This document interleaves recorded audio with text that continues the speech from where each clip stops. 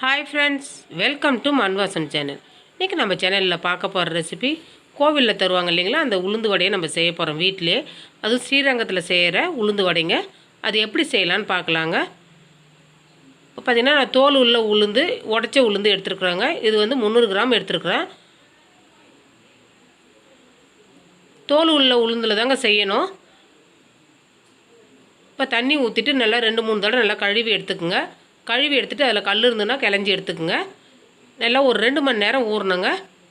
2 மணி நேரம் ஊறினதுக்கப்புறம் பாருங்கள், இதில் எதுவுமே தோல் எடுக்கக்கூடாது. அதுக்கு தான் நான் முன்னாடியே சொன்னேன் கழுவி எடுத்துக்குங்கன்னு சொல்லிவிட்டு. இப்போ நம்ம அரைக்க போகிறோங்க. கிரைண்டரில் அரைக்கலாம். நீங்கள் மிக்சியில் கூட நீங்கள் அரைச்சி எடுத்துக்கலாங்க. தண்ணி இல்லாமல் நம்ம அரைச்சி எடுக்கணும்.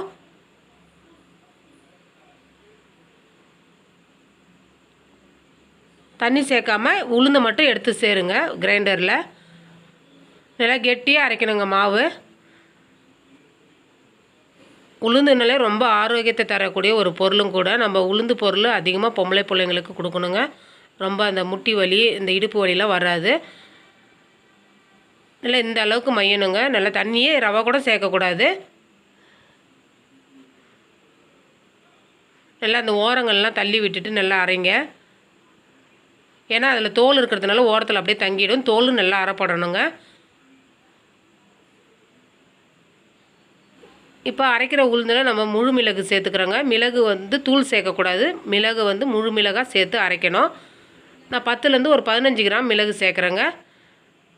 நீங்கள் கூடுதலாக கூட சேர்த்துக்கலாங்க. மிளகு ரொம்ப உடம்புக்கு நல்லது. இப்போ இந்த மழை காலத்தில் மிளகு சேர்த்து நம்ம சாப்பிடும்போது இந்த சளி இரும்பல்லாம் வராத இருக்கும். நல்லா மிளகு சேர்த்து நல்லா அரைச்சிடுங்க. இந்த அளவுக்கு அரை பண்ணணுங்க மாவு. இப்போ நம்ம எடுத்துடலாம்.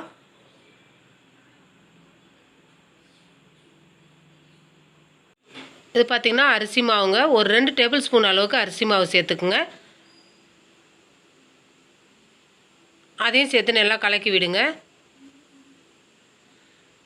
இந்த டைமில் தேவையான உப்பு சேர்த்துக்குங்க. உப்பு சேர்த்த வீடியோ வந்து ஸ்கிப் ஆகிடுச்சு. உப்பு சேர்த்துட்டு எல்லா இடத்துலையும் நல்லா உப்பு பரவுற மாதிரி நல்லா கலக்கி விடுங்க. அவ்வளோதாங்க, மாவு ரெடி ஆகிடுது. இப்போ நம்ம வந்து தட்டி எடுத்துக்கலாங்க. வாழை இலையில் நான் இப்போ ஈரம் பண்ணியிருக்கேன். தண்ணியால் தான் ஈரம் பண்ணியிருக்கிறேன். நீங்கள் வேணும்னா எண்ணெய் தடவிட்டு கூட செய்யலாங்க. இல்லைன்னா பாலித்தீன் பேப்பரில் கூட நீங்கள் தட்டி எடுக்கலாம். இப்போ கோவிலில் பார்த்தீங்கன்னா இந்த அளவில் தாங்க வடை தட்டி எடுப்பாங்க. நான் உங்களுக்கு அந்த அளவுலேயே நான் காமிக்கிறேன். வேணும்னா நீங்கள் சின்ன சின்னதாக கூட நீங்கள் தட்டி எடுத்துக்கலாம். இப்போ எண்ணெய் காய வச்சுருக்கோங்க. இப்போ தட்டின வடையை நம்ம போட்டு எடுத்துக்கலாங்க. நீங்கள் பெருசாக தட்டும்போது உங்களுக்கு எடுக்கிறதுக்கு சிரமமாக இருந்தால் சின்னதாகவே நீங்கள் தட்டி எடுத்துக்கோங்க.